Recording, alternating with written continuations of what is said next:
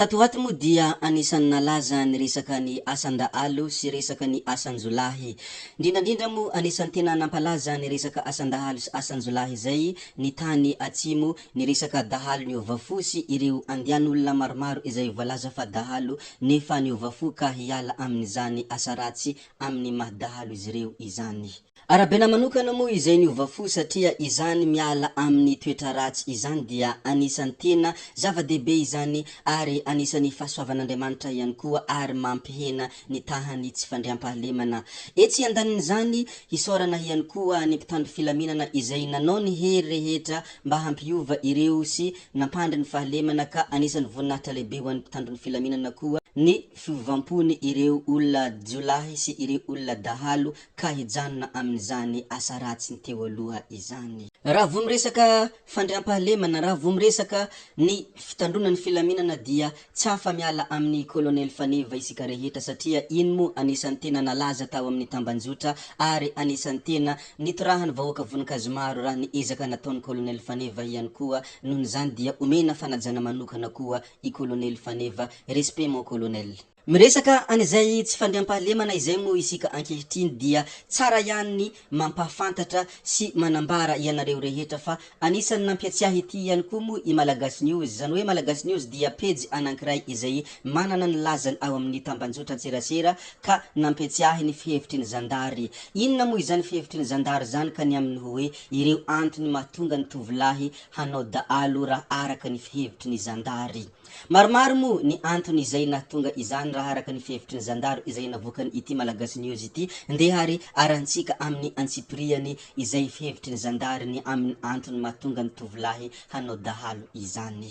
Inona marina ny mahatonga ny tovolahy hanao dahalo raha araka ny fihevitry ny zandary? Ny teboka voalohany dia koa satria efa zanaky dahalo izy ka tsy mahagaga raha toa ka manao dahalo satria zavatra efa hitany matetiky izay fanaony dadany, fanaony ray aman-dreniny ka manao izany zavatra izany izy nohony izay zavatra hitany isanandro sy izay zavatra nahalehibe azy tao anatin'ny fiainana izay niainany ka rariny loatra izy. Tsy hoe rariny akory fa tsy mahagaga ny tena azo ilazana izy marimarina kokoa. Ny antony faharoa ihany koa dia koa satria lasany dahalo ny ombiny dia mba maka koa izy. Satria mamy ny valifaty ary io mamy ny valifaty dia anisan'ny proverbe izay nolovaina tamin'ny Amerikanina izay manao hoe revenge is sweet. Rehefa lasany dahalo ny ombiny dia mba mamaly izy izay ilay hoe valindraha tsy hady ka izany no antony mety mahatonga ireo tovolahy hanao dahalo raha araka ny fihevitry ny zandaro, araka ny vaovao izay navokany ity Malagasy News ity. Ny antony fahatelo mety mahatonga ireo tovolahy hanao dahalo ihany koa dia kamo hitana angady sy hifototra amin'ny asa fambolena izy ireo ka aleon'izy ireo manao izany asan-jolahy izany. Nefa raha tena dinihina lalina sy dinihina tena amin'ny fotsy miangatra, aleo mamboly sy mitana angady satria any dia tsy misy gadra ary tsy misy fanenjehana fa raha hanao izany asan-dahalo zany mbola ampiasa hery ary mbola be de be ny zavatra miandry anao raha ohatra ka tratra ianao. Mety ho voan'ny fitsaram-bahoaka ary raha tratran'ny mpitandro filaminana dia mazava ho azy fa tsy maintsy hidoboka any am-ponja. Nohon' izany ry tanora namana aman-tsakaiza, aleo foana mitana angady sy mifototra amin'ny asa fambolena, tsy tozay hanao izany alatra izany sy hanao izany dahalo izany fa tena mamay izany ary tsy ekeny lalàna ihany koa ny fanaovana dahalo. Ny antony fahefatra ihany koa ny mahatonga ny tovolahy hanao dahalo raha araka ny fihevitry ny zandary dia voaroakany rainy izy fa tia toka loatra ka izany no mety antony mahatonga izy ireo manao izany asan-dahalo izany satria rehefa voaroaka avy any amin'ny rainy noho ny fitiavana toka tsy manana zavatra izay tokony atao, tsy manana egitrehitra izay mandinika lavitra ka mirona amin'izany fanaovana asa ratsy izany. Ka ny ahy ny sosikevitra mba omeko ny hoe io toka io sady ratsy ho an'ny fahasalamana ary tsy de tsara loatra koa henti mandinika raha toa ka tsy manana projet izay tsaratsara kokoa ianao. Nohon' izany dia somary lanjalanjao ihany ny fisotro-toka. Ny antony fahadimy no mety mahatonga ireo tovolahy hanao dahalo ihany koa raha araka ny fihevitry ny zandary dia ny fananana naman-dratsy.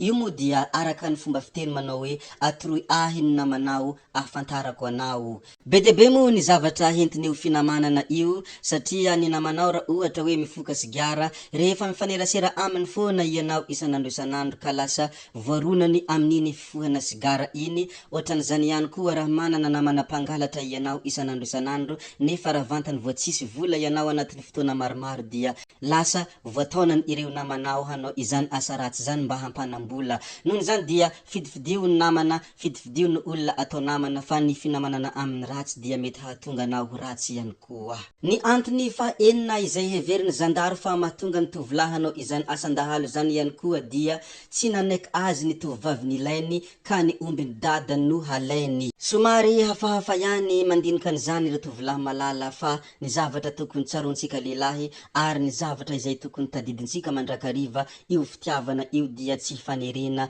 ary fitiavana io dia tsy azo atao forcé. Ny olona rehefa kotinao tsy manaiky anao ataova ao anatin'ny eritreritra anao fa mety tsy anao zay ilainy ary mety tsy anjara koa ny nareo roa ary tsy misy olombelona zay ho very anjara izany.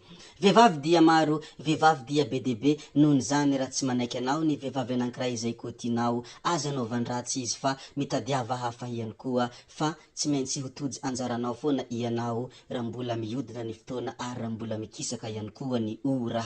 Ny antony fahafito moa dia noho ny fialonana. Io moa dia anisany tsy miala amintsika olombelona, indrindra ny eto Madagasikara no azoko resahana satria isika dia malagasy tsy mahazaka namana loso ka tsy maintsy miantefa amin'izany fialonana zany foana ny saina sy ny fo. Nohony zany dia mahazaka namana lasa ary mahazaka namana tafita. Rehefa tafita ny namanao, rehefa tafita ny manodidina anao dia mba manaova fitaratra amin'izay nataony mba hahatafita anao ihany koa fa tsy voatery tsy maintsy hiala ianao. Ny soa koa nefa hianatry ary ny tsara ihany koa mendrika alaintahaka. Nohony zany dia tsy voatery miala ianao fa afaka makatahaka ary afaka mianatra ny amin'izay nataony mba hahatonga anao ho tafita ihany koa ho toy sy sahala ny manodidina anao fa aza miala izany fa tsy tsara izany ary na Andriamanitra ilay avondrindra aza dia tsy mankasitraka ny fialonana izay ataonao.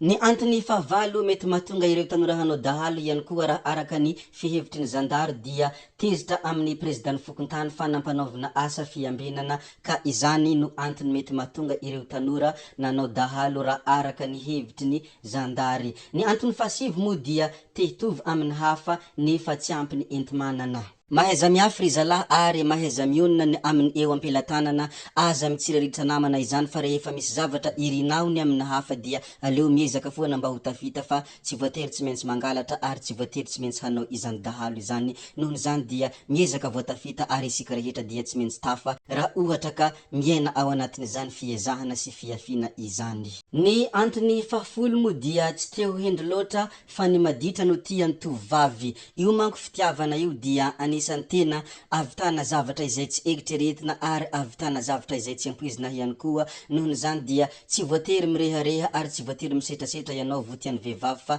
ny vehivavy koa ny dia tia lehilahy endry ary tia lehilahy manaradalana ihany koa. Ka manomboka androany atovy hanitra ho antsika tovolahy, stop lazovaha. Lazovaha monko dia ireo misetrasetra fa ny fomba fiteniny ireo sisiny azy ny hoe mandazovaha. Ny antony faha 12 ihany koa mahatonga ireo tanora hanao dahalo dia ankaiky ny fety kanefa tsy manambola ary ny antony faha 12 dia tsy mahafaty akory ilay migadra ka izany no mahatonga izy ireo mahasahisahy manao izany asa ratsy izany satria ny migadra dia tsy mahafaty ary rehefa migadra dia tsy maintsy mbola ho afaka foana rehefa mihodina ny taona na afaka 10 taona na afaka 20 taona ka dia velona indray fa tsy mahafaty akory izany migadra ka mahatonga izy ireo manao izany asandahalo izany raha araka ny fihevitry ny zandary. Ka hoy aho hoe ry tanora malagasy namana, ry vahoaka malagasy tanora namana toy ahy, izany migadra zany ane dia verzoe, izany migadra zany ane dia tsy manana fahafahany ary be dia be ny lafiratsiny izany migadra izany. Very ihany koa ny fotoananao, nohony zany dia tsy misy mahatsara izany migadra izany. Eny marina fa mety tsy mahafaty ny migadra